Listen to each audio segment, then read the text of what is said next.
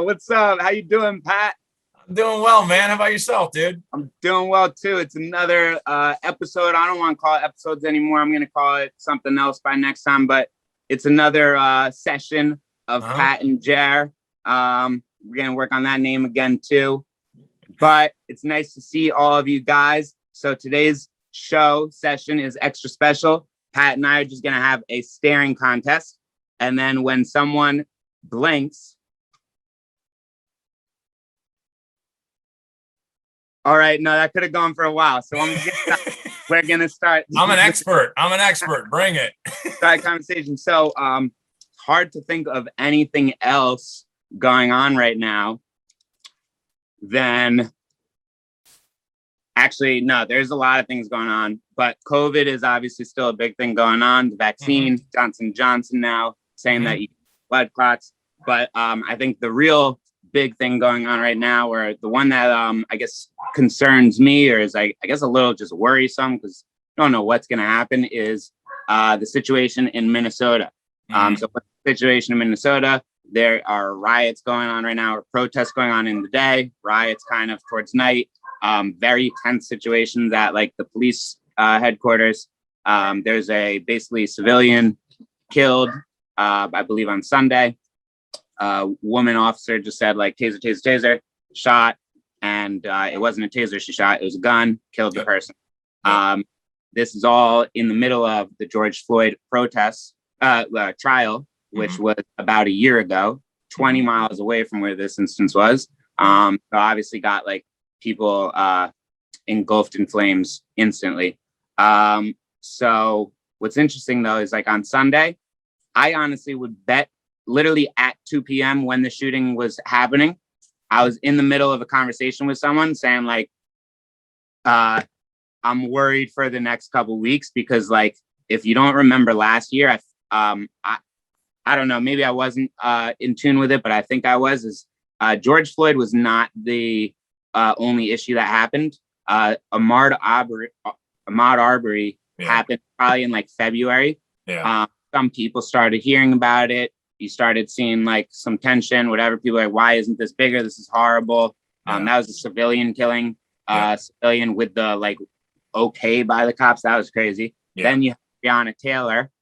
Breonna Taylor kind of escalated things like, why is this woman getting a no-knock warrant? She's getting killed. That's crazy. Why is that happening? And then the 10-minute video of George Floyd was what put everyone over the top. And a lot of things happened after that. So when I was talking to someone, I was like, I feel like there's a good chance very similar thing is going to happen this year. Last week, there's a video came out of, I believe, Virginia or like somewhere south, maybe North Carolina, of a lieutenant getting pulled over by the police. Black lieutenant, literally doesn't seem like he's doing anything wrong, speaking very, very calmly, professionally, saying, sir, what did I do? Please explain. Please help. Like, I'm not feeling comfortable right now, whatever. And then gets like just tased and beat like crazy. So that happened. And I was like, I feel like something else is going to happen. People are going to get a little bit more worried. And then the George Floyd verdict, I can't help but think might not be the best one that people want to hear. And that's going to like escalate things. And we'll go through a lot of what we saw last year again. Before I was done having that conversation, I think it came to existence. So I apologize to everyone if I'm the one who spoke it into existence, but looks like Minnesota's popping off right now and it looks like it's not going to stop. What are your thoughts, Pat? I think that this is what happens, and it's going to continue to happen if anybody, whether you're within law enforcement or either political party or outside it, if you refuse to accept that systemic racism is real, that at a minimum there's a bias issue within law enforcement, that the way we have everything set up, whether it's lack of mental health training within law enforcement, whether it is the fact that if you get the majority of your training with a lethal weapon, it's not a surprise that that's the first thing you go to use, or it, I think, is a lack of a conversation about why do the police seem so afraid that they or so angry that they come to the point to take a person's life so quickly, even when a weapon hasn't been presented into the situation on the other side of the confrontation they're dealing with. This is like trying to untangle yourself from a spider web by grabbing a single strand. Like you have to grab it from the center, where all these different seemingly unrelated things connect. And we cannot just like, oh, it's one thing, it's another thing. It's all of it. We continue to dehumanize entire communities and populations. We continue to treat people that don't look like ourselves, like the stranger, like the other, like the person to be afraid of. We aren't talking to each other. Depending on the word that you use, even me saying the word systemic racism, like triggers people, and they get defensive, and they immediately shut down, and they don't want to process or assimilate maybe anything that I'm saying, even though I'm trying to be as empathetic as possible. Right. And it's infuriating. It just feels like, at a minimum, if there's no consequences for even if it was a mistake, and I think a lot of this comes from anger and hate and fear, it's going to continue to happen. And so what's the solution? Or you think it's just going to continue happening? Or like, what should happen? Bodie, no! Sorry.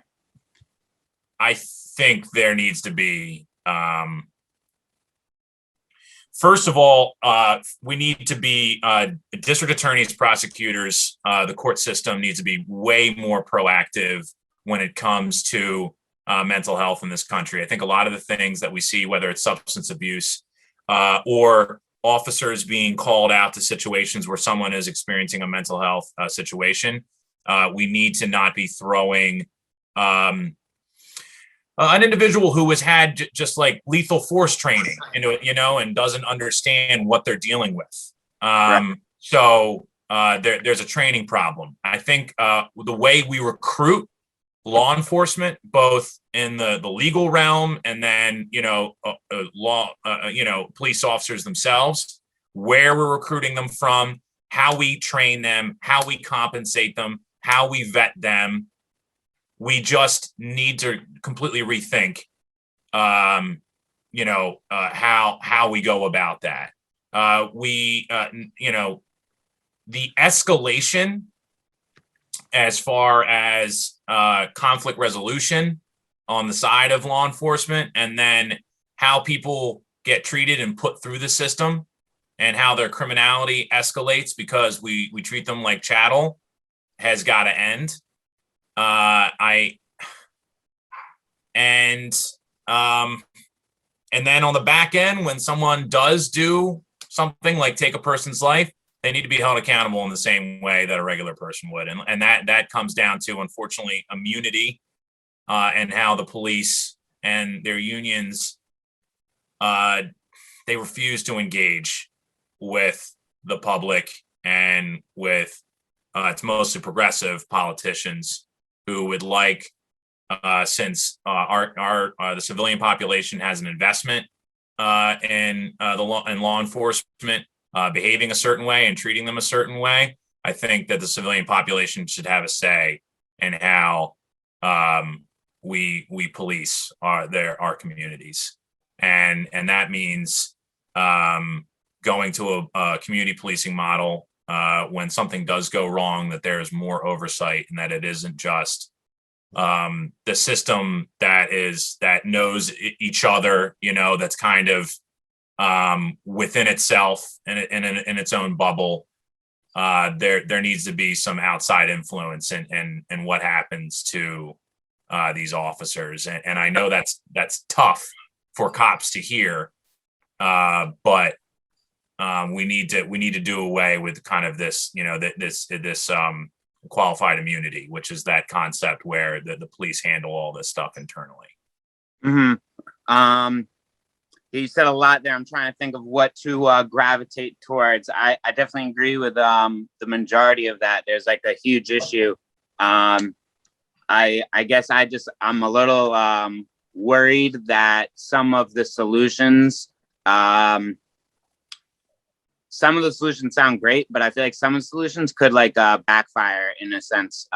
So like I know some cities, and I wish I had these like listed or did more research. I'll get better at this, but I know some cities like have started having distress calls. So like when you call with mental distress, they have mental health experts, social workers go to the scene a lot of the time, like before the cops. And then they might call a cop if they think they might need, but they'll just have social workers go. And I think the city that had it, like for the last couple of months, has had like a huge improvement. I forget what metric, but it obviously shows to be working. So I think like that's definitely a good thing that needs to be done. But I also feel like some cities or towns or whatever seem like they've gone like a little drastic with what they want, and they don't want to get rid of the police, but they want to get rid of like a large part of the police. And I don't know. I don't know what's best, but I that worries me a little bit because there's definitely multiple instances in the last year, maybe not before last year, multiple instances in the last year where I was thankful there was a policeman around, 100%. And like I know there's some really bad cops, and even that I was thankful for might not always have been the best people, but I know that like I felt safer because they were there. Sometimes I feel like, well, sometimes also not even like getting rid of the police. I feel like this animosity towards police and saying like all cops are bitches and like all policemen are just bad people backfires in a sense where like I actually saw some. And this isn't a good thing that cops do. They shouldn't do this, but I've seen some cops ignore stuff now. They just look past it because they don't want to get involved because they're like, why? I'm not going to be appreciated. If I mess up, people are going to like want to fire me. And a lot of cops have just like kind of become passive and they just like kind of like, whatever. And that's a little scary. So like, I do think they're, my main thing, like I always go back to is I feel like just we need more education, we need more training, and that would solve a lot of problems. I can't get over that. Like I'm a little biased. I'm a teacher. I think teachers and police officers are two of the most important jobs there are. Nurses, police officers, firefighters, like the jobs you learn about when you're in kindergarten are, I think, the important jobs. Those are the ones that you need that make a community. And the fact that like to be a teacher, I needed to get like sent on some like middle test to do it. And I did have to go to college, but there doesn't matter where I go to college and then I get a 50% on test, I'm a teacher. To be a cop, a lot of times you just need a high school diploma. You do 4 weeks of training and you become a cop. That's gonna, if we continue having that, that's gonna continue leading to problems, in my opinion. And I don't know. We got to solve that. That's who we need on the police force. This is who we need. A little. She can provide a little comfort care. I've never seen Brownie introduced to a situation and have the mood go down. It always goes up. So sometimes you need some creative de-escalation tactics. So maybe we got. But seriously, not to make light of serious. No, you got. I just had to bring her in because she came storming in. But like you're absolutely right. I think. Like I understand, especially within communities of color, I understand the defund where that because of enough's enough, right? And so you're just like, I've never been in a situation where, like the cops helped. And so, that's the instinct you go to. And that's what happens when you don't do, again, the cycle of violence is what happens when you don't do anything about the situation, which is essentially, what we've been doing. And you can look at incremental progress, but like, honestly, like that doesn't matter to communities that continue to be shot in the street when they weren't really like doing anything. Sure. But the defund thing is going to go nowhere. And it's actually, it's a misnomer. I think we need to go kind of in a diametrically opposite direction. We need to redirect resources and increase them. The straight out of high school and 4 weeks of training, I think that cops should be compensated more. And I think the market would respond to the kind of talent that you get and the kind of individuals that would gravitate towards the field. I mean, it's the same reason why you see MIT grads going into Wall Street to do that kind of work as opposed to NASA. So that's coming from a lefty like myself. I still think that market forces and how you compensate and take care of an individual is going to dictate definitely the kind of individuals that gravitate to that industry. So I think there's something there. And then we also need to be a little, we need to be choicey. We need to be a little more choicey about who you're accepting, because if you get individuals that have their own mental health situations, they have experienced trauma, they are going to bring that trauma to the job. And their fear and their unresolved issues are going to manifest themselves by harming themselves or somebody else. Like it's not an if, it's a when. And so we need to be redirecting. And also people say, the militarization of the police. You gotta remember, the militarization of the police is not necessarily all on the local police departments. And I think there probably won't be, but if a local police chief hears this, they're going to be like, you tell him, Pat. Yeah. If you're faced with the federal government saying, we're going to give you like $28 million, but you have to spend it on this stuff. Like, are you seriously going to be like, no, that would take a Herculean amount of willpower, political cover, and just, supreme self-confidence in your own department to say, no, we don't want that money, because all that high-tech weaponry does is escalate things. No, you're going to be like, I'll take it and I'll figure out a way to funnel it and use it for good. But the problem is that you then start creating these warriors, and it's like, that's not what we need our police to be. We need them to be in the communities, sharing a meal, having a coffee, having a conversation, having human interactions with the people they are protecting. And a lot of cops are already doing that on their own, even if there's not a concerted effort. I have met great cops and I've met horrible cops. It's the same thing that you find in any industry and any human being that you encounter. The problem is the standards and the way we train them, and when you're given a gun, you're inevitably, or you have positions of authority, that is inevitably going to attract some individuals that are coming to the profession for the wrong freaking reason.